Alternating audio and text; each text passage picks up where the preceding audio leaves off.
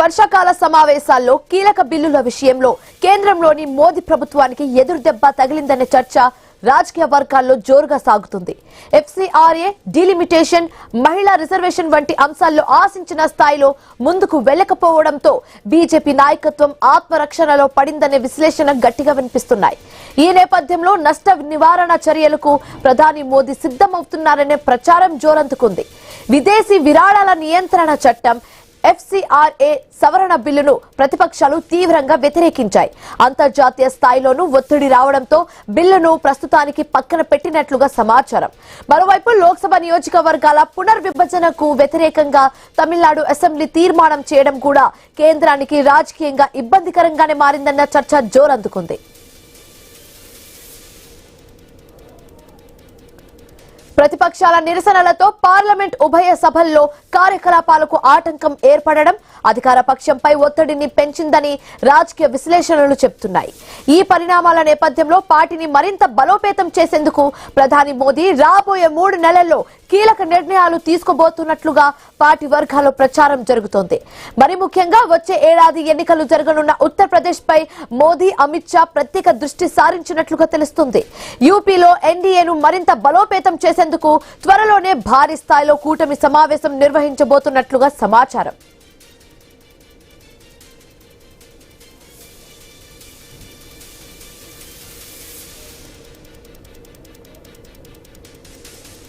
ఈ నెలాఖరులోపా పార్టీపరమైన మార్పులు, చేర్పులకు సంబంధించిన ప్రకటనలు వెలువడే అవకాశం ఉందని, అదే సమయంలో కేంద్ర కేబినెట్ పునర్వ్యవస్థీకరణ ప్రక్రియను కూడా వేగవంతం చేయబోతున్నట్లుగా పార్టీ వర్గాలు చెబుతున్నాయి.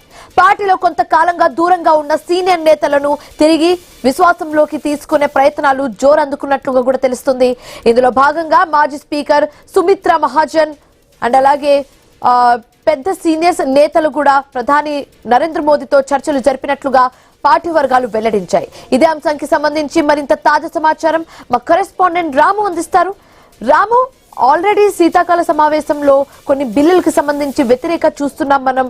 అయితే ఈ నేపథ్యంలో బీజేపీ పార్టీ ఎన్డీఏ కూటమికి సంబంధించి కొన్ని వ్యతిరేకలు కూడా వెలువడుతున్నట్లుగా తెలుస్తుంది. సో దీనికి సంబంధించి కంప్లీట్ డీటెయిల్స్ ఏంటి?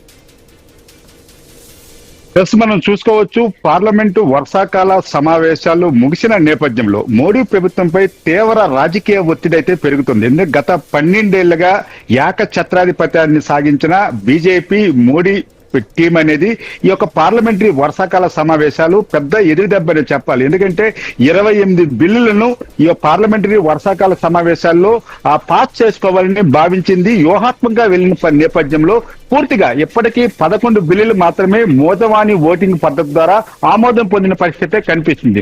కీలకమైన బిల్లులు ఏదైతే డీలిమిటేషన్ సంబంధించి, మహిళా బిల్లుకు సంబంధించి, అదేవిధంగా ఎఫ్సీఆర్ఏ సవరణ సంబంధించి కూడా ఈ కీలక బిల్లుల్లో ఆమోదంలో కూడా మోడీ ప్రభుత్వం విఫలమైందని చెప్పుకోవాలి.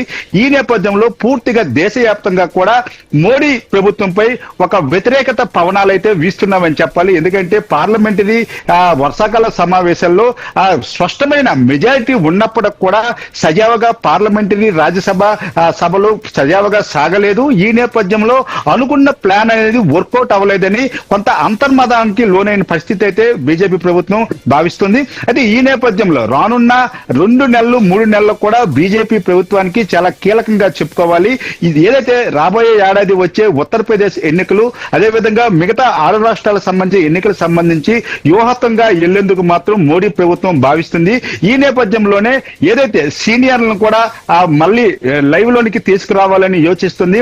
అంతేకాకుండా కీలకమైన నిర్ణయాలు ఈ నెలాఖరులోగా బీజేపీకి సంబంధించి కీలకమైన నిర్ణయాలు తీసుకునేందుకు కూడా సన్నిద్ధమైనట్లు కూడా ప్రచారం సాగుతుంది. అంతేకాకుండా ఎప్పటి నుంచో అనుకుంటున్న కేంద్ర కేబినెట్ పునర్వ్యవస్థీకరణపై కూడా మోడీ ప్రభుత్వం దృష్టి పెట్టే అవకాశాలు అయితే స్పష్టంగా కనిపిస్తున్నవి. అయితే ముఖ్యంగా చూసుకుంటే ఏదైతే 11 బిల్లులకు సంబంధించి మనం చూసుకుంటే పబ్లిక్ ఎగ్జామినేషన్ సవరణ బిల్ కావచ్చు, నేషనల్ ఆనర్ సంబంధించిన బిల్ కావచ్చు, జనన మరణ సవరణ బిల్ కావచ్చు, సుప్రీంకోర్టు న్యాయమూర్తుల పెంపుకు సంబంధించిన బిల్ కావచ్చు, ఎంఎస్ఎంఈ డెవలప్మెంట్ బిల్ కావచ్చు, ట్రైబ్యునల్ రీసెర్చ్ సంబంధించిన బిల్ కావచ్చు, కేరళ పేరును మార్చే సంబంధించిన బిల్ కావచ్చు, నేషనల్ కోఆపరేటివ్ సంబంధించిన బిల్ కావచ్చు, మైన్స్ అండ్ మినరల్ సంబంధించిన బిల్ కూడా. ఈ బిల్లులు 11 బిల్లులు కూడా మూజవాణి ఓటింగ్ ద్వారానే, వాయిస్ ఓటింగ్ ద్వారా మాత్రమే ఆమోదం పొందింది. దీనిపై ఎటువంటి చర్చ కూడా పార్లమెంట్ లో జరగలేదు, అటు రాజ్యసభలో కూడా జరగని నేపథ్యం.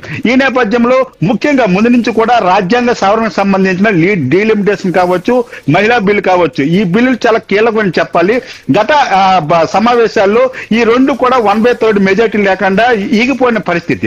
ఈసారి పశ్చిమ బెంగాల్ నుంచి కావచ్చు, అదేవిధంగా పంజాబ్ నుంచి కావచ్చు, అటు మహారాష్ట్ర శివసేన నుంచి కావచ్చు, ఎంపీల తాలూకా మద్దతు ఈ బిల్లుని పాస్ చేసుకుంటామని వ్యూహాత్మకంగా వెళ్ళిన నేపథ్యంలో ఈ బిల్లులు కూడా పూర్తిగా ప్రవేశపెట్టడానికి కూడా అవకాశం లేకుండా ఈ 19 రోజులు పార్లమెంటు సమావేశాలకు కూడా ఘర్షణ నేపథ్యంలో, ప్రతిపక్ష పార్టీల నిరసన నేపథ్యంలో పార్లమెంటరీ సమావేశాలు పూర్తిగా వాయిదా పడిన పరిస్థితి కనిపిస్తుంది. ఓవరాల్ గా చూసుకుంటే ఈ పార్లమెంటు సమావేశాలు అనేది 19% మాత్రం, 19% మాత్రమే ఈ సమావేశాలు అనేవి జరగడం కూడా కొంత ఆసక్తికరంగా ఇటు కేంద్ర ప్రభుత్వం విఫలానికి దారితీసిన పరిస్థితి కనిపిస్తుంది. ఎంతో ప్రజాధనంతో ఏర్పాటు చేసిన ఉభయ సభలకు సంబంధించి కూడా 19% మాత్రమే ఈ యొక్క సమావేశాలు సాగడంపై కూడా ప్రజల్లో కూడా తీవ్ర విమర్శలు ఎదురవుతున్నవి. ఈ నేపథ్యంలో కూడా దీని నష్ట నివారణ నేపథ్యంలో కూడా మోడీ ప్రభుత్వం అనేది కీలకమైన నిర్ణయాలు తీసుకోవాలని భావిస్తుంది. ముఖ్యంగా చూసుకుంటే ఏదైతే క్యాడర్ తో పాటు సీనియర్ నాయకులను కూడా పిలిపించి ఇప్పటికే సుమిత్రా మహాజన్ కావచ్చు, అహ్లూవాలీతో కూడా మోడీ చర్చలు జరిపారనే ఒక వార్తలు కూడా వస్తున్నవి. ముఖ్యంగా సీనియర్ తాలూకా సూచనల మేరకు ముందుకు వెళ్లాలని, అంతేకాకుండా రాబోయే ఏడాది వచ్చే ఉత్తరప్రదేశ్ ఎన్నికలు అనేవి మోడీ గవర్నమెంట్ కి ఒక కీలకమైన అగ్ని పరిస్థితిగా చెప్పొచ్చు. ఎందుకంటే పూర్తిగా ఉత్తరప్రదేశ్ సంబంధించి రామ మందిర్ అంశం అనేది కూడా ప్రజల్లోనికి ప్రతిపక్షాలు వేగంగా తీసుకెళ్లిన పరిస్థితి కనిపిస్తుంది. ఎందుకంటే దానికి సంబంధించి విరాళాలతో జరిగిన అవకతవకలకు సంబంధించి కూడా కొంత విమర్శలు ఎదుర్కొంటుంది బీజేపీ. ఈ నేపథ్యంలో మోడీ గవర్నమెంట్ అయితే ఈ నెలాఖరులోగా కీలకమైన భేటీ తర్వాత కీలకమైన నిర్ణయాలు కూడా తీసుకొని మరలా బీజేపీని ప్రతిపక్షాలను ధీటుగా ఎదుర్కొనే స్థాయిలో తీసుకురావాలని మోడీ గవర్నమెంట్ అయితే ప్రయత్నాలు అయితే మొదలు పెట్టింది అనుకోవచ్చు. Right, thanks for the updates Ramu.